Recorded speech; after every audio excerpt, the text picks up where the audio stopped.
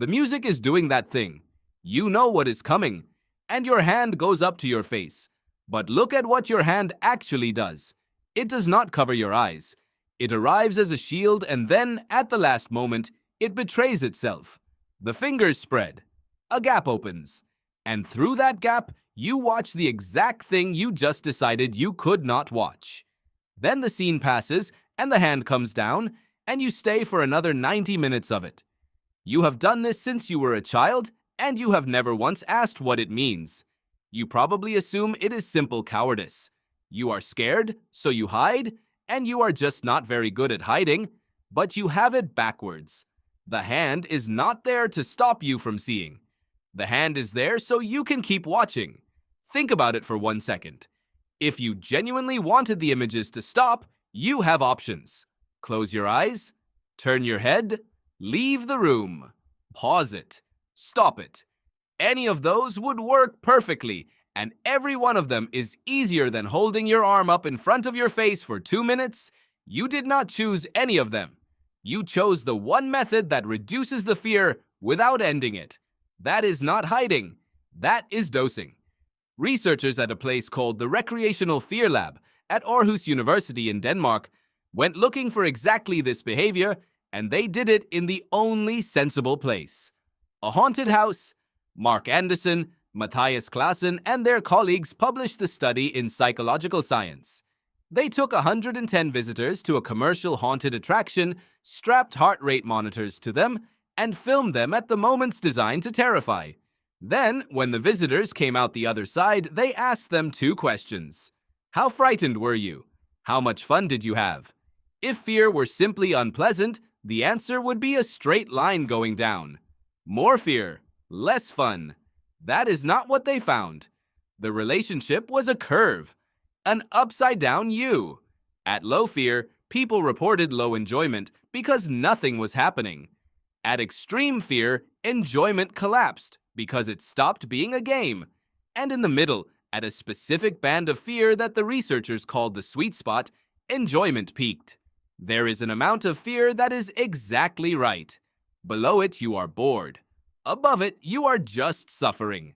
And the whole experience is a matter of staying inside that band.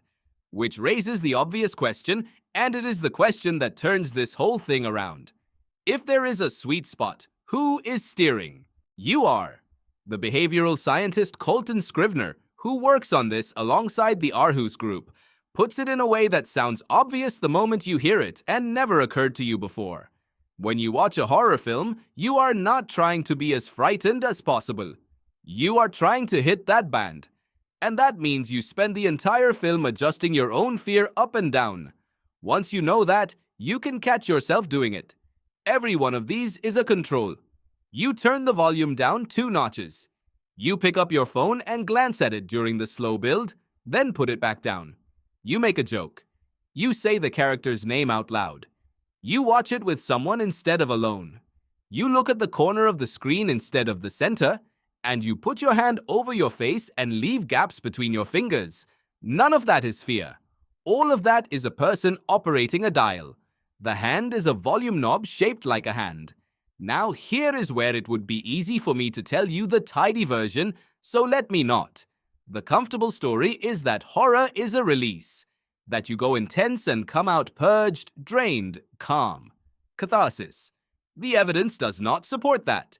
People tend to come out of horror films measurably more anxious than they went in, not less. Whatever is happening, it is not a discharge. So if it is not release, what is worth all this? The answer the researchers keep landing on is that it is practice. Not practice at surviving a monster, which would be useless. Practice at the emotion. You are putting yourself into fear on purpose, in a room where nothing can actually reach you, and then working the controls. Raising it, lowering it, holding it steady, learning by repetition what your own body does under threat, and that you can move that dial.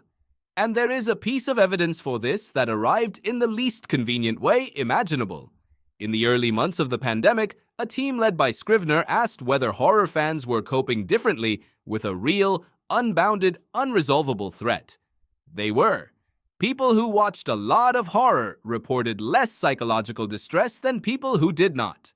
Those drawn to films about outbreaks and collapse reported feeling more prepared. Now, I want to be careful here, because this is a survey and correlation, not proof. It could be that people who are already resilient are drawn to horror in the first place. The researchers are the first to say so. But the pattern fits the practice explanation uncomfortably well.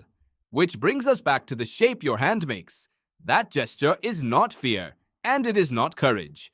It is both of them running at the same time, in the same hand.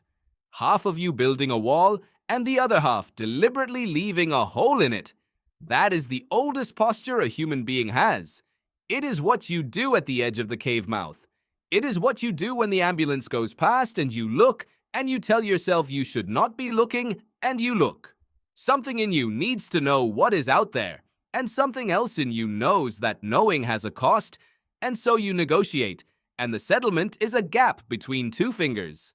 So the next time the music does that thing, and your hand comes up on its own and the fingers spread, notice what you just did.